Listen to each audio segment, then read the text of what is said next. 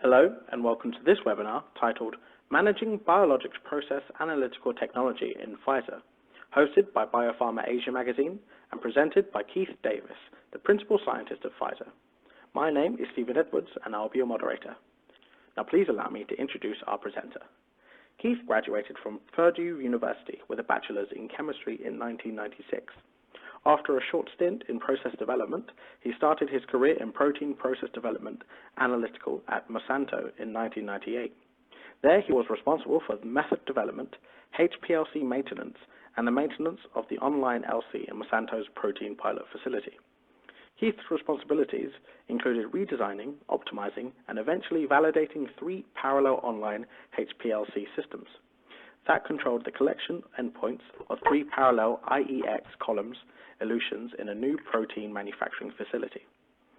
After transitioning to Pfizer in 2004, he focused on developing the analytical support strategy for the process development of biotherapeutics. He has served as the analytical point of contact for multiple bioconjugation products, as well as E. coli, CHO, and bacterially expressed proteins, enzymes, and polysaccharides. Keith is currently the Biotherapeutics PharmSci PAT lead for Biologics. His responsibilities include harmonizing the diverse needs of Pfizer's biotherapeutics research and development groups with the current and future capabilities of the commercial manufacturing organization. I'll now be handing over to our presenter. Welcome, Dr. Davis. Thank you for the opportunity to speak today. So today I'm going to be talking about basically our bottom-up team for trying to organize and coordinate PAT across our diverse manufacturing and development organizations. To start with, I'll go into some PAT definitions and terms. Then I'll go through the Pfizer's portfolio and organization, some of the differences between the business drivers for development and commercial manufacturing, the goals of our small team, and I have to remove this PAT list. So I hate this sentence, but process analytical technology is a system for designing, analyzing, controlling manufacturing through timely measurements, for example, during processing of critical quality and performance attributes of raw and in-process materials and processes with the goal of ensuring final product quality. Sorry, I hate that sentence. That is a deal sentence. I've had to read that way too many times, but basically it's just PAT is a loosely defined term. Depending on your definition, it could be anything from a pH probe to a fancy online VAMP system, multi-attribute mass spec monitoring, and pretty much anything in between. So it's a pretty diverse field. Some common definitions, because I think people get these slightly confused. Inline, so the sample is not removed from the process stream. This can be invasive or non-invasive. An example would be a UV flow cell if the entire column effluent went through the flow cell.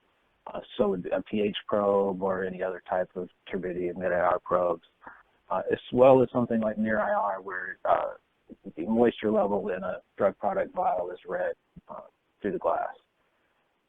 So online, the sample is diverted from the process and may not be returned to the process stream. So imagine we're circulating. I always think of online LC, but that's because I've been doing online LC for 20 years. Someone else could probably think of some other examples. At-line is what we often fall back to when we need a fairly real-time process measurement. It's basically just having the analyzer on the process floor such that the operator can pull a sample, walk over to the instrument, and get a fairly real-time measurement. As we go down the line from top to bottom, these become less and less real-time until you get to offline, or which isn't really even PAT, it's the conventional pulling a sample and sending it to the QC lab and then waiting for results. So one of the issues that we've had at Pfizer is it's both a blessing and a curse, is our extremely diverse range of modalities. We have found that across these, a lot of the same PAT tools are not really effective. So a lot of the PAT tools were either originated in small molecules and then originally were moved over to antibodies we found those tools to be fairly useful for therapeutic proteins and ADCs, to a lesser extent to vaccines. But by the time you get down to, say, gene therapy, instead of being at an extremely high concentration or an extremely low concentration, we found that a lot of it, we need new tools. So trying to apply the wrong tool to the wrong modality is not a good idea. Another issue we have is, and it's again a blessing and a curse, is the number of development sites that we have. So Biotherapeutics Pharm-Sci is the development organization. We sit between the research sites, or discovery sites, and commercial manufacturing. So we receive lots and lots of early projects or products from the various discovery sites, and then depending on how they're prioritized versus the rest of the portfolio, we decide how many resources to devote to that. It's highly varied, and we find that different modalities, say the more established MAB modalities, where we have established platforms and processes and analytical methods, are much easier to staff, and the technology is so much more mature that operating in that space is extremely different than operating in, say, the glycoconjugate or the gene therapy spaces. Having the sites spread out makes communication both more challenging and more important. The other issue we have is that not just the development organization is spread out, but our commercial manufacturing organization is equally spread out. First, I had thrown in some Pfizer Biologics, as you may recognize. This list is kind of out of date. We've had a lot of biosims approved recently. We hope to have a couple more big projects coming through in the next year and a half. So our commercial manufacturing organization is spread out across the world. I've transferred processes to 4 of these commercial manufacturing sites. Or I should say commercial and or clinical manufacturing. And I've done post-marketing investigations for 2 more. When you'll find that working with each site has its own budget, its own is the master of its own domain. So transferring process to one site, you may be transferring to a QC group who has exclusively brand A of HPLCs, and they may be older, and then you transfer to another site, and it may be a different type of LC. They might be all fairly modern LCs. So depending on where you're going, changes the analytical support strategy slightly, but one of the problems is the manufacturing schedule and where we're sending which project is constantly evolving. So sometimes you don't even know where you're going until shortly before you need to start transferring. That makes planning PAT especially difficult, and technically all the analytics. But PAT especially difficult because you don't know what technologies they're going to have at the site you're going to until sometimes it's almost too late. So what is BPAT? BPAT's the expert working group that we set up utilizing a grassroots model to empower PAT subject matter experts in both the development and manufacturing organizations to enable, facilitate, and champion implementation of the right PAT tool at the right time. So in other words, this is a bottom-up empowerment of the subject matter experts. We found that there were already PAT subject matter experts, people who naturally taken to it, in both the development and commercial manufacturing organizations. They were tended to be a little spread out and disconnected. So the goal here was to try to find all of the experts from across the world in both organizations and connect them. We have a small core team connected with a large extended team of PAT subject matter experts from across both organizations. In order to get this off the ground more quickly, we utilize existing funding mechanisms from the various organizations rather than to go to management and ask for a big bolus of resources and money, which would have been challenging. We decided to try to go from the bottom up. So both organizations already had existing technology initiatives, which would be funding, and annual face-to-face meetings to help identify opportunities. So what we basically try to do is leverage the existing mechanisms rather than, like I said, going in and asking for money and resources. That had been the model a few years prior, and it had went away. So we didn't figure they were looking to set that back up immediately. So the business drivers between development and commercial, while mostly aligned, both the cornerstones, quality, safety, and compliance, and then you find it's a split between, for the development, speed to clinic and cost. But for commercial organization, it's sort of a split between supply reliability and cost. So basically in development, we can get to the market faster by throwing more people at it, if you throw more money at it. The problem is when you try to align speed to clinic with supply reliability, those are not easily aligned. Speed to clinic involves take less batches, making more assumptions.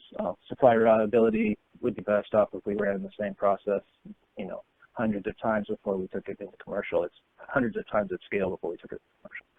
So trying to balance those two is always extremely challenging. So timing is everything. The earlier in the product life cycle that PAT's implemented, the better. Adding PAT to an existing process is always an uphill battle, if not just impossible. Adding PAT during early development is seldom questioned. So our initial focus is on in-depth characterization, so we can enable assessment of parameter criticality and enable a robust control strategy. So shortly after transferring the process into development, the project team would meet with the relevant PAT experts from across development and commercial to determine if or how or when is usually as soon as possible, PAT could add value to that project. And ideally, we'd mitigate it prior to each tech transfer phase for each clinical, or tech transfer for each clinical phase. Project accelerations, which have been coming quite frequently for us lately, only compound this issue because we have even less time to get the right tools into the process and to build up the process understanding necessary to take a robust control strategy. So the value proposition, so how we went about justifying this, since both organizations already had technology and innovation initiatives that either included PAT or could be used to fund PAT. These initiatives had resources and money for funding endorsed activities, and both organizations also already had annual face-to-face summits. These summits include poster sessions for highlighting impactful work, and so we decided to leverage the funding mechanisms that ideas generated and the opportunity to meet in person. This is again about doing this without a large upfront commitment for management.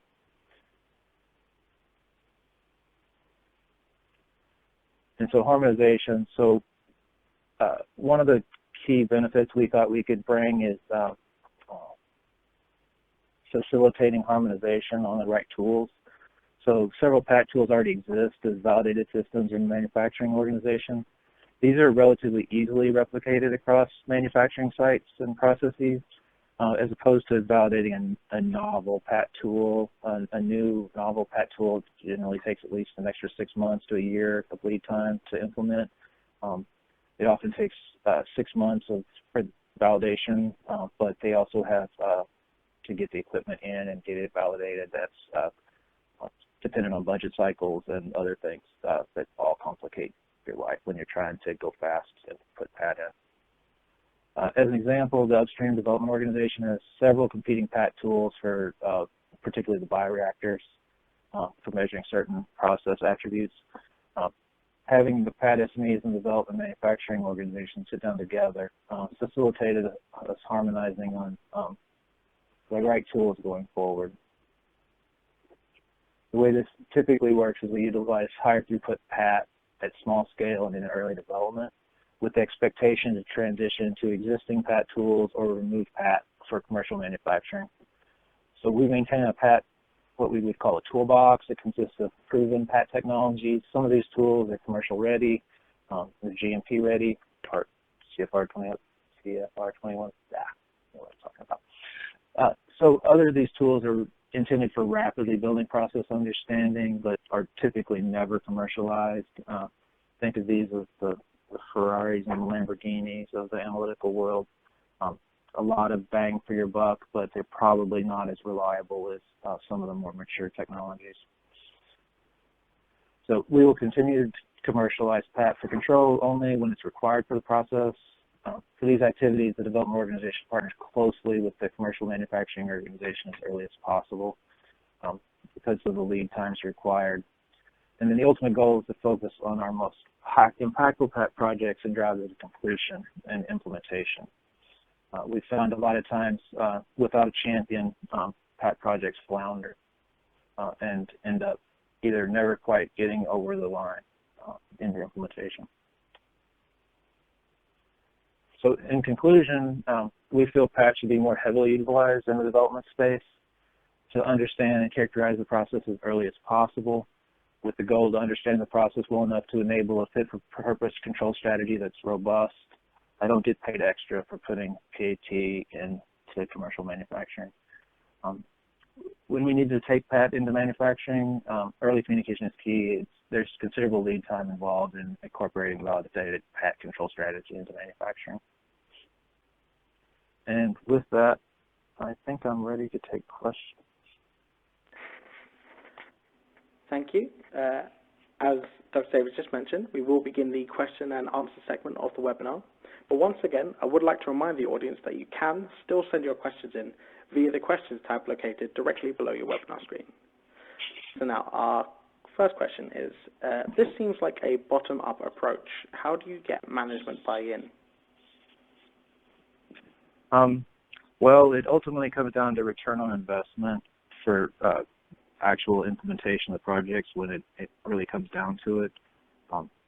And depending on how much money you're asking for it, it may need to be on a saleable return on investment calculations.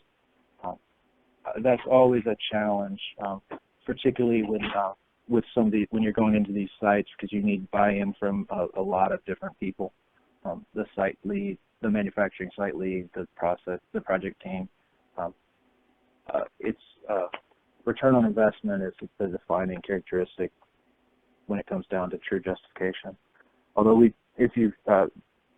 so for the high throughput early PAT that I was talking about that we're really pushing, it's really easy to do those return on investment calculations and justify that.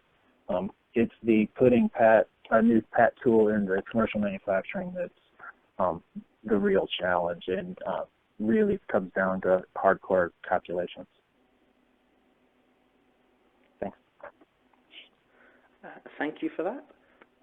I think that's all the time we have for questions, although please let me know if any more come in. Before we finish the webinar, I'd like to ask our presenter, Dr. Davis, if you have any closing remarks.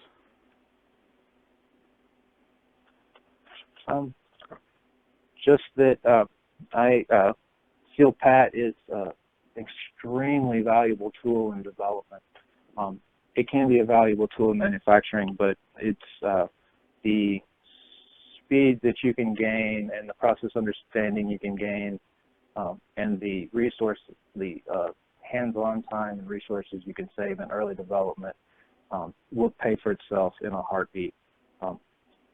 So I highly recommend the higher throughput analytics in PAT as early as possible to try to understand the process as well as possible, as soon as possible. Everything is much smoother after that. And I would like to take this opportunity to thank our presenter once more. That was Keith Davis, the Principal Scientist at Pfizer, for sharing his knowledge with us. I would also like to remind our audience that you can view this and other webinars on demand by visiting biopharma-asia.com/on-demand-webinars.